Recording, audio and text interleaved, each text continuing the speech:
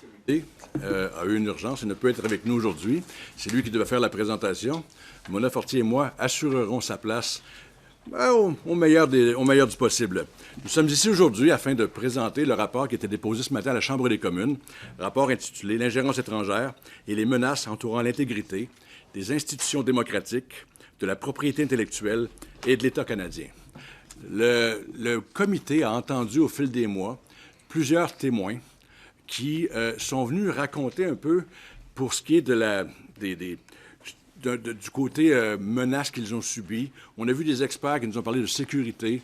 On a eu un portrait complet qui a mené à l'énonciation de 22 recommandations que vous pourrez retrouver dans le rapport ici. Alors, j'ai pratiquement le goût de passer la parole à Mona avant d'ouvrir les questions à votre part. Merci, René. Thank you all for being here today as we submit the foreign interference report that the committee worked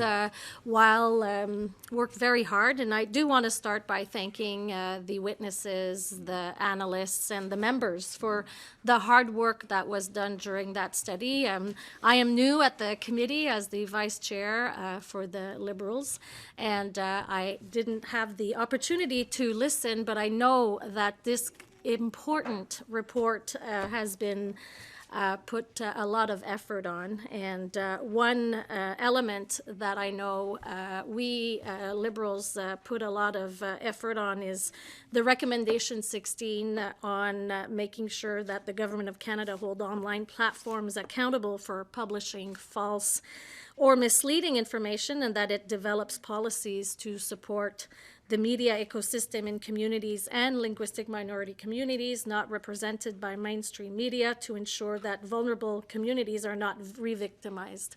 Alors ça, c'est un élément. Je pense que le comité voulait s'assurer, évidemment, de voir comment on met l'accent pour protéger les Canadiens, les Canadiennes, les Québécois, les Québécoises. Et il y a 22 recommandations, comme mon collègue, le député Villemure, partage, qui vont permettre au gouvernement de répondre.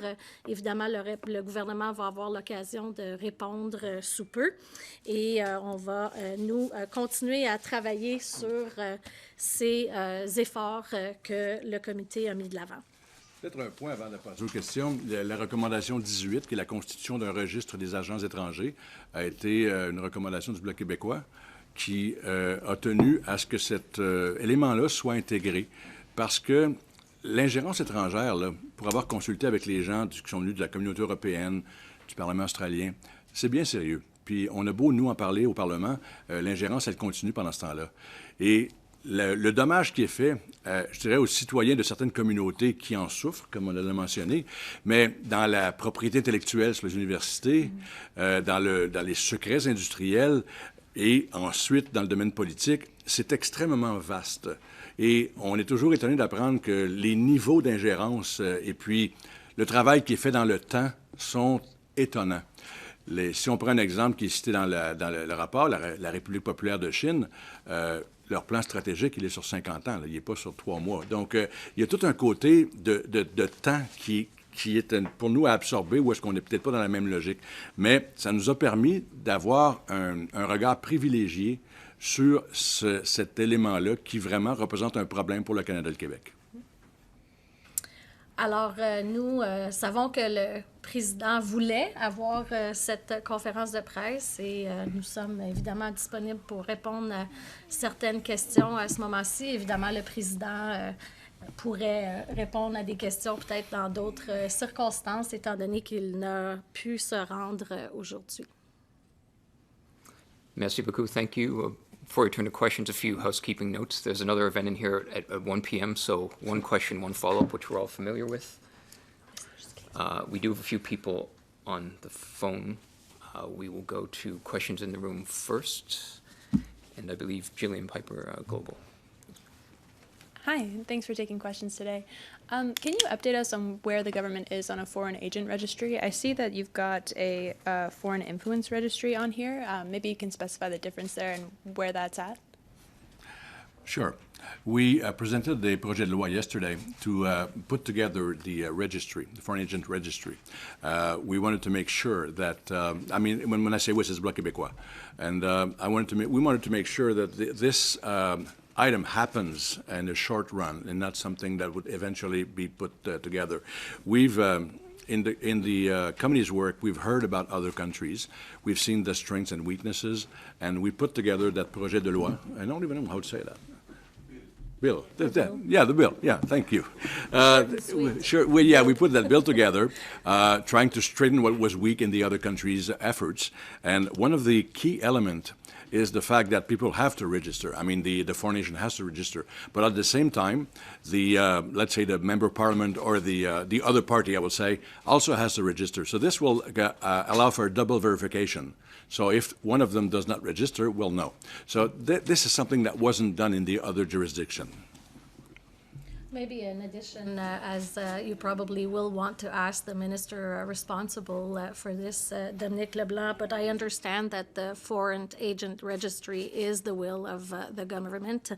Of course, the government wants to do it the right way and ensure there are no unintended consequences for minority groups. Therefore, I would say that the will is there.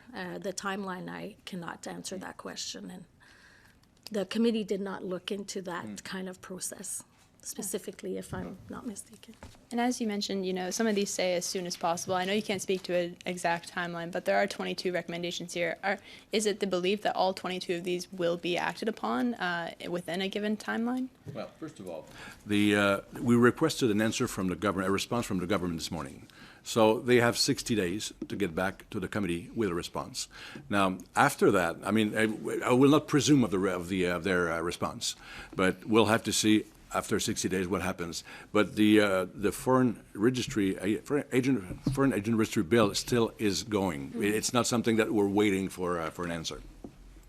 And I believe that, the government will respond, as they do usually, and take the 60 days to respond. I know that there's a lot of effort already being done by the government on foreign interference and have acted on many of the issues that have been brought forward. Therefore, on the committee side, I believe that this exercise, and again, the witnesses, the analysts, the members worked really hard to present those 22 recommendations, which were discussed and debated, and then we'll see how the government brings these ideas and that contribution of the work that was done at the committee to move forward with how they continue to fight the foreign interference issue.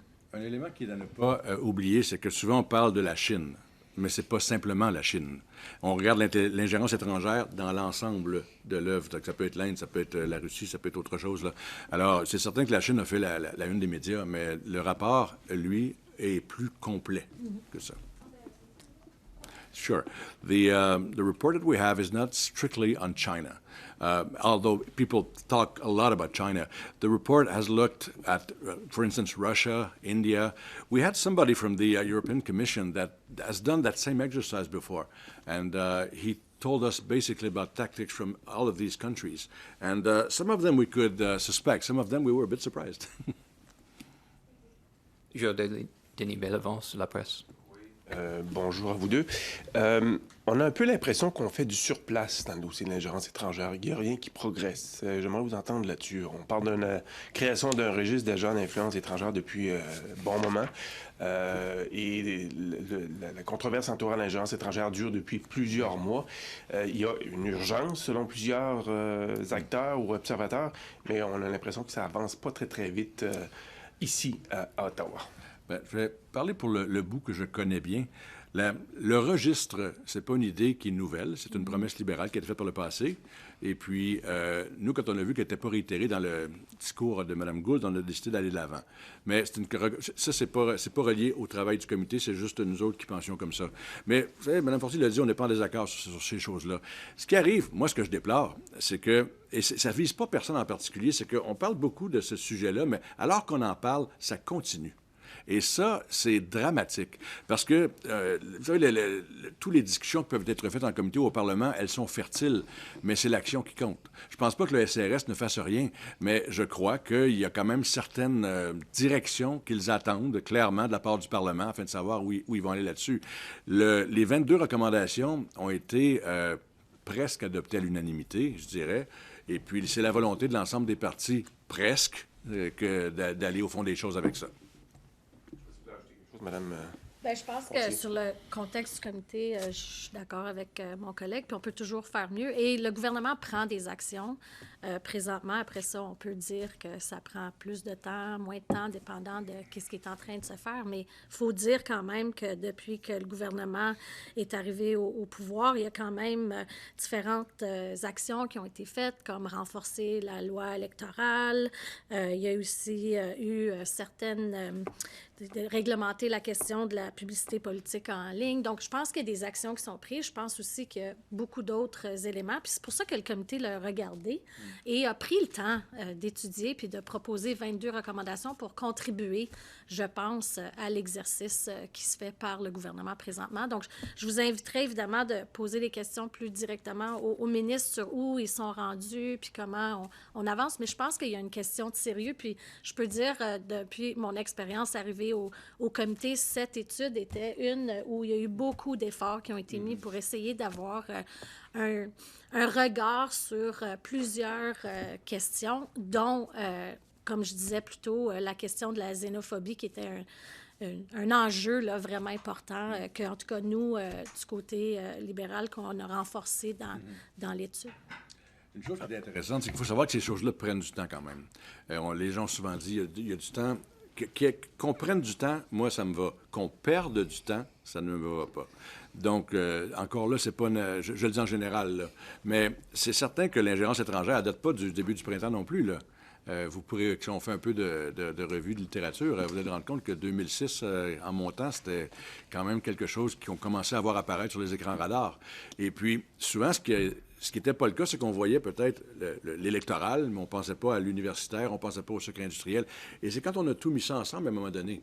Et c'est arrivé un peu quand on regardait la Fondation Trudeau, qui était à l'Université de Montréal, qui était là. Alors, il y a eu comme un genre de tuyau qui s'est créé, qui a forcé le regard dans toutes les directions. Parce que je ne dis pas qu'il n'y a pas de volonté avant, mais c'est quand même tellement gros que c'est difficile de prendre une grosse bouchée. Alors, il a fallu que l'occasion se présente. Puis l'étude de cas qui est présentée dans le rapport, c'est celle de la Fondation Trudeau, et c'est pour cette raison-là que ça a été fait comme ça.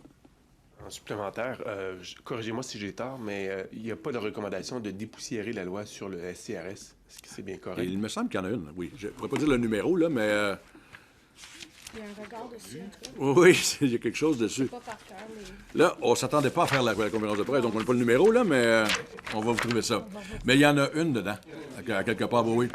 De revoir cette loi-là et de la mettre à jour. Oui. Parce que ça fait un bout de temps. En fait, elle n'a jamais été dépoussiérée. Là. Oui, puis également, il y a aussi une recommandation de créer un bureau spécial pour l'ingérence étrangère. Et ce bureau-là qui irait justement les coups des franches par rapport à l'appareil. Donc, c'était quelque chose qu'on a convenu ensemble, tout le monde était d'accord. Puis, ça va être peut-être faire avancer un peu plus vite certaines choses. Ça va être leur seul objet, l'ingérence étrangère, là. Alors, donc, ça va être intégré à travers le SCRS, évidemment. Mais le dépoussiérage de la loi, je sais qu'il était inclus. J'oublie la recommandation, mais c'est fondamental parce que la loi, actuellement, ne permet pas certaines choses qui doivent être faites. Et il y a certaines formes de surveillance et d'informations qu'on ne peut pas transmettre à certaines personnes. Puis, en bout de ligne, ça crée des silos. Puis, les silos peuvent être GRC avec SCRS. Puis, il faut comprendre qu'ils ont la même finalité. Donc, on tente de briser les murs avec ça. Et ça, il y a le mur légal, puis il y a le mur culturel après. Ashley Burke, CBC. Hi, thanks for taking my questions. Your committee heard that over the course of decades, the governments failed to act on foreign interference. And all of this came about because people leaked national security secrets. So I'm curious if you can explain why you decided to recommend moving forward with strengthening rules and penalties governing the illicit disclosure of national security intelligence. So why target leakers? Vas-y, moi, j'ai... Okay, well, leakers, it's a very subtle subject, first of all, because the committee started its work in August 2022, first of all. So that's before the leaks. And we started hearing about parliamentarians that could have been corrupt or something in August. So the story took a good envol after the leaks, okay? Now, in general, why do people leaks? It's probably because they feel that things don't move fast enough. And in their own heart, usually, they want to achieve what they're working for, and they leak. Now, this is a serious offense to national security, and at the same time, it's very useful. So I would, as an ethics specialist, I would not approve leaks in general, but I'm forced to say that in this case, it helped a lot. And what we should be looking at is not trying to find who leaked in order to punish, but instead working on what was leaked and fix it. The report does recommend targeting leakers. Yeah, well, it's leaks in general should be targeted. And again, we have to make the difference between what happens in general and what happens in a certain situation at a certain moment for a certain reason, which we call an exception. We don't make policy on exception. My other question is, you, is it acceptable to wait for a public inquiry into foreign interference to come out with recommendations before moving forward with tabling legislation on the foreign agent registry? I don't think it's necessary to wait.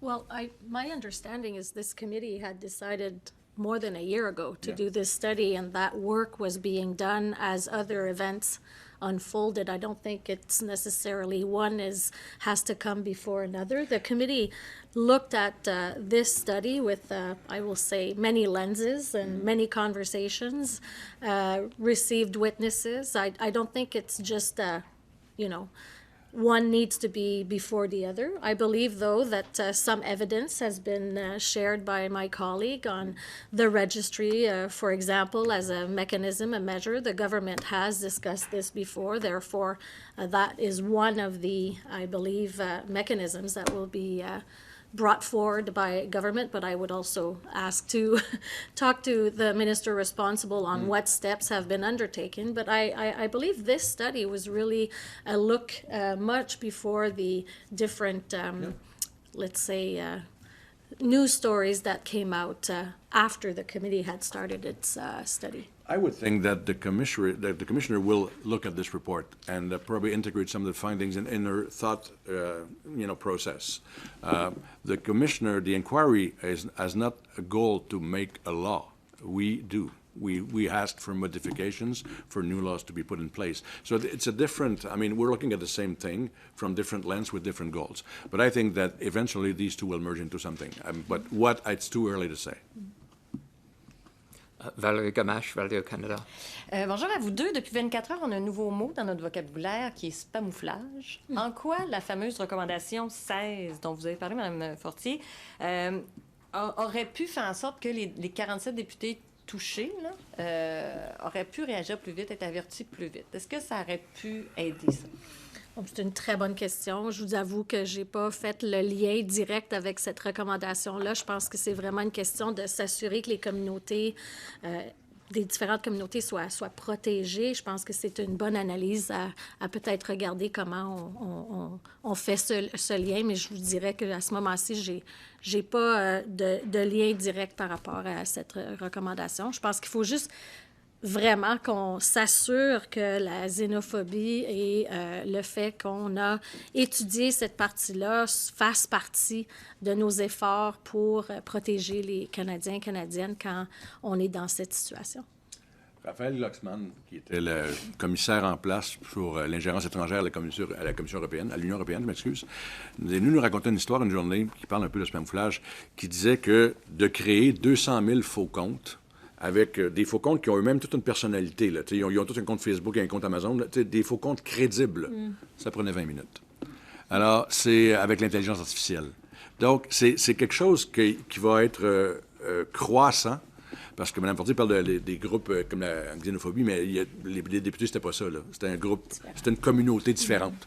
Mais l'intelligence artificielle, qu'on a un petit peu regardé là-dedans, mais qui est l'objet d'un autre mandat, fait qu'on sait que la création de faux comptes et la désinformation va aller croissant de manière importante et que très rapidement, ça va être très difficile de distinguer le vrai du faux. Et c'est arrivé dans quelques deepfakes avec le spamouflage. Et autre question qui va être différente pour chacun de vous deux. Madame Fortier, pourquoi ça prend autant de temps de mettre en place un registre des agents étrangers? Parce que vos consultations sont terminées depuis mai quand même. Mais là, vous me posez une question comme membre du comité. Oui, malheureusement, je vous inviterais à vraiment communiquer avec le bureau du OK, mais ministre comme pour membre du discuter. comité, quels obstacles avez-vous vu à mettre en place, à prendre autant de temps à créer un registre? Et M. Villemure, c'est quoi l'urgence?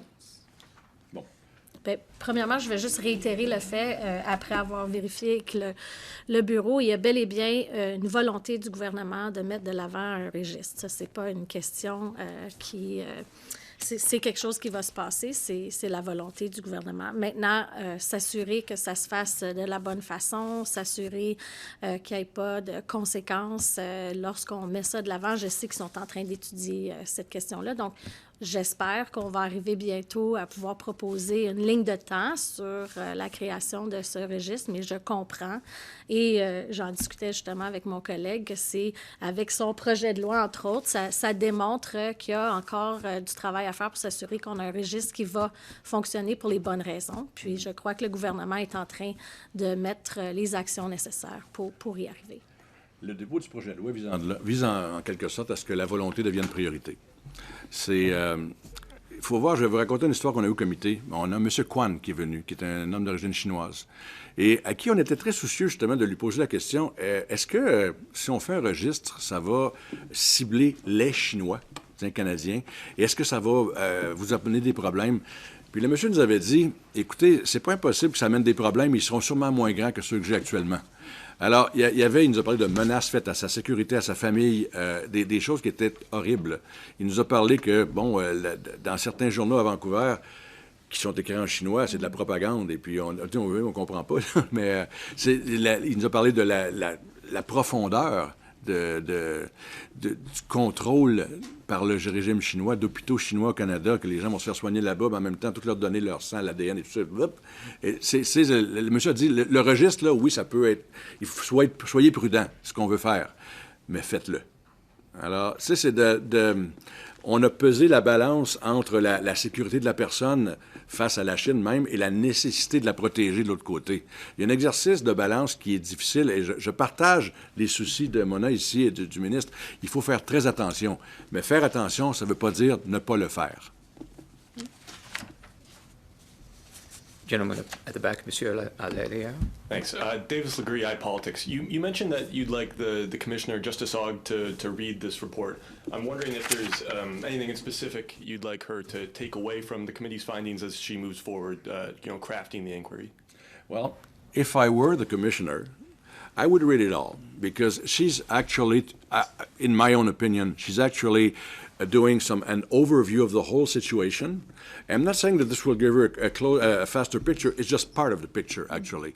And I think that she has to review lots of things, and quite fast, because her deadline is February 24th, I think, for the first report.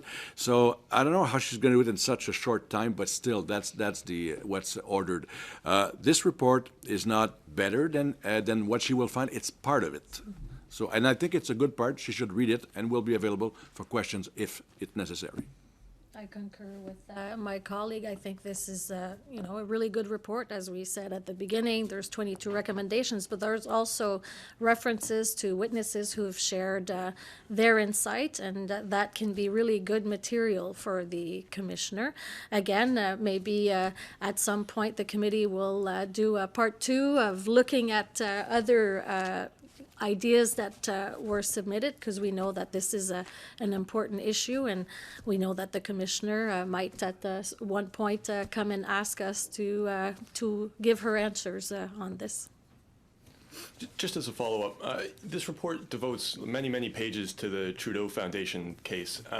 Before, at the end, it says that the committee can't take a definitive position. I'm just wondering if you could elaborate on what went into the committee's decision not to make a decision. Well, I was around, and when I was not, I think. We devoted lots of time to the Trudeau Foundation. The time was put together in order to find out what happened when, what is the story behind it. Now, what could we have done? I mean, the reports speak for itself, that things were different at a different time, and many people said that it wouldn't happen this way today. Now, so I'm going to give them the benefit of the doubt for some of it, but we did not agree on more than what was written here, which is a common recommendation. for my part, I'm not trying to aggravate the situation, but I think that people at the time looked at it with very pink lens. Because at the time, some of the things in my practice in ethics we knew.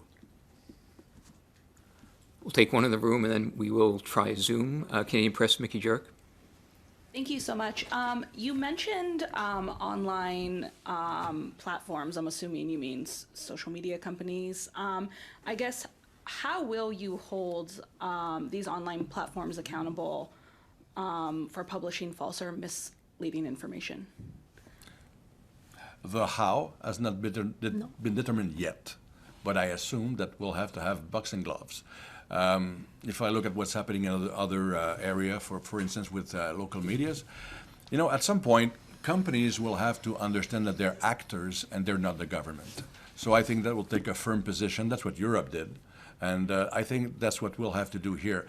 We're not into the how at the committee, we're into the why. But nonetheless, I think what happens online is basically shaping society. And if we're not acting in a decisive manner, it will shape society to the bottom, and we have to act. And then the Tories, they released their own dissenting report, and I believe this recommendation is the only one they disagreed with. They view that it's going to stifle Canadians' freedom of expression. I guess, how are you concerned about that as you target social media companies and monitor what's published online? Well, we obviously disagreed on this one. The freedom of expression is often brought forward, but this is not what we're talking about. Actually, we're not censorship and freedom of expression are not the same thing. I mean, they're not the opposite. So I don't think that holding media companies accountable has anything to do with freedom of expression. I was actually very surprised and disappointed to see that it came up today with this. We weren't even really aware that there was a dissenting report coming, and I think it's just part of a little bit of politics of trying to put, effort on other ideas than really acknowledging the work that was done during the committee on this issue. And I believe at the time, everyone was kind of on the same page of this being a consideration that needed to be part of the report. But again, I would say that it's actually disappointing to see that there was a dissenting report today. Philosophically speaking, freedom of expression is the possibility to speak. It's not the right to say anything. I mean, if you're talking about heinous speech and stuff like that. So freedom of expression gives you the possibility to come into the debate. It doesn't allow you to screw up the debate. Sorry for the... That's a good word. But that's the only one that came to mind. We'll turn to the phone lines now. We have Stephen Chase at the Globe and Mail. And a reminder, if you have a question on the phone, lève la main, raise your hand function in the app there. Thank you. Merci.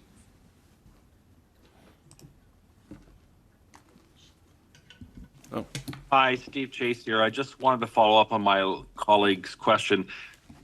What do you mean by online platform? Are you talking about Google and Facebook, or are you also talking about cbc.ca, globemail.com, etc.?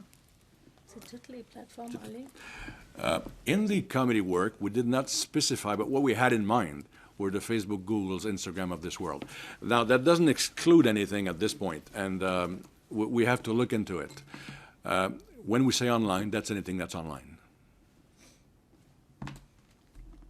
And my follow-up question is about a common concern that was raised over the last year is that CSIS is not authorized to speak to people outside government about precisely about threats. And there's been a lot of calls for the legislation to be changed to enable CSIS to speak to people outside government precisely about threats. A common complaint we hear from, for instance, universities is CSIS comes and talks to us, but they don't really say much. They speak in generalities. Why didn't you recommend changes to the CSIS mandate to allow it to do that instead of just saying CSIS should brief people more often? We've recommended to look into the law that constitutes CSIS that's one of the reasons. Because obviously, when this was put together, this was the way to do. Now, things change, and we have to reflect society's change. Back on the phone, we have Peter Mazaru, Hill Times. How much time? Because they told us 15 minutes. Hi there. I just forgive me if I missed it, but I didn't see anything in there about attempts to influence or infiltrate Canadian political parties. Is that something that you looked at? It is something that we looked at. It's not specifically targeted in the report, but it's in the mind of the recommendations. I couldn't say which one because there are too many of them right now, and I wasn't prepared for that. But it's something we've evaluated. Yes. Anything you could say about how you think your party maybe could change the way it's behaving to prepare for that possibility? I'm not ready to put on a how because we're still looking into it. What we've done is to signal that this should be looked at. Now we're not in the committee. We're not legislators, and we have to make recommendations, and that will have to be discussed. That's why we asked for a government response. That will happen in 60 days, on the 60th days. But this will happen because obviously everybody takes this threat seriously. Nobody is really saying we shouldn't do it.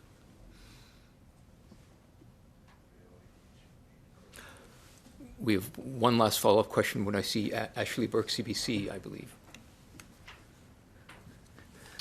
Thanks. I was hoping you can both describe what pace you think the government's acting when it comes to responding to foreign interference. Well, our answer will be different. See, in the spring, when the leak happened, we've very rapidly at the bloc asked for public independent inquiry. What was offered instead was the special reporter.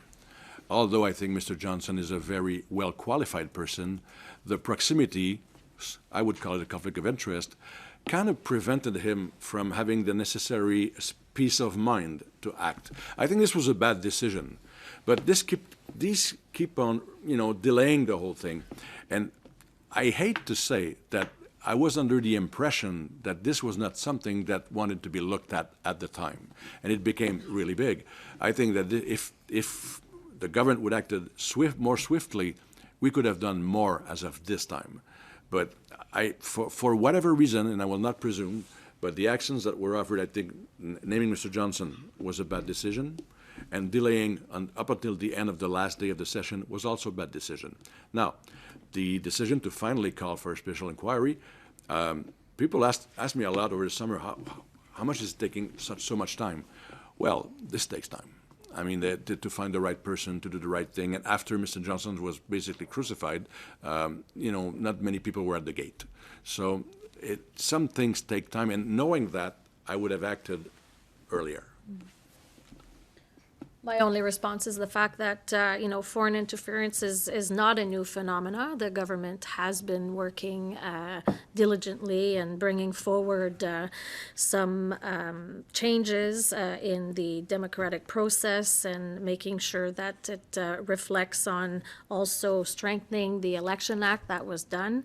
I know that the continuous seriousness of foreign interference is a priority for the government, and I believe that what we have done at the committee gives more information, insight on how to continue that work, and I believe that the government will appreciate the work that was done by the committee on that effort to continue to strengthen our democracy. And when it comes to the call for criminal code offenses, one of the experts that testified at the committee mentioned they already felt that the Security of Information Act handled that. What was the thinking behind it, and why call for criminal code offenses to specifically target foreign interference? Quite honestly, I don't recall the discussion. No, but I mean, we had over a year of discussions from witnesses, but I'd have to get back to you on this one. Criminal code offenses are needed to target this issue? Well, I think lots of people came to us asking one thing: please act soon. Okay, that was their request. Yeah, they all had suggestions. That's one of them. We will have to look into it with the legislators. I mean, it's just something that has to be looked at. But many people said, please help us, and that's quite interesting, and that was quite disturbing also. For having been for the whole ride in the committee, it was quite disturbing to hear all these stories. So I'm not just directly responding to your answer, but I can't comment on this one in particular. That's all our time for today. C'est notre temps pour aujourd'hui. Merci. Thank you, Miigwech. Merci tout le monde. OK, bon. C'est plus intelligent.